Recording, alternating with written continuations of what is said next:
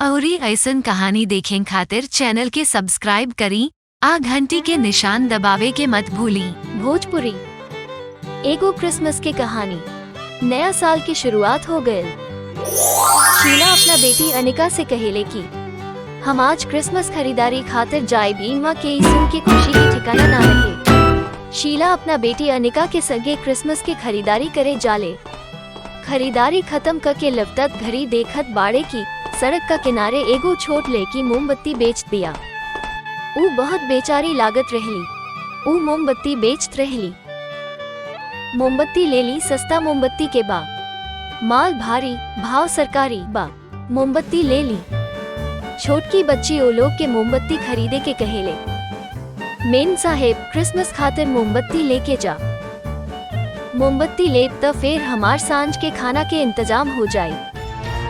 ओ लड़की के देख के अनिका कहेले कि ओकरा से के मोमबत्ती ले ली, बहुत ही गंदा लागत बा। ई कहत ऊ आगे बढ़ जाली। ई सुन के छोटकी बच्ची बहुत दुखी हो गई। आ ऊ लोग के तरफ देखे लागल। शीला और अनिका आगे बढ़ जाले।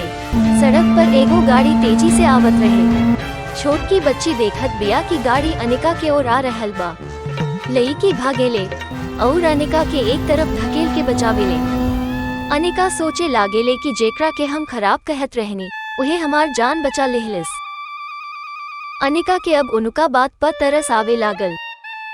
अनिका ओकरा से माफी मांगेले। शीला और अनिका दोनों जाना उनकर दुकान पर जाले। शीला सब मोमबत्ती खरीदेले। ई देख के छोटकी बच्ची बहुत खुश हो गई। शीला ओकरा से ओक परिवार के बारे में पूछेले। कहत बाड़ी माई बीमार बाड़ी त हमरा ई काम करे के बा।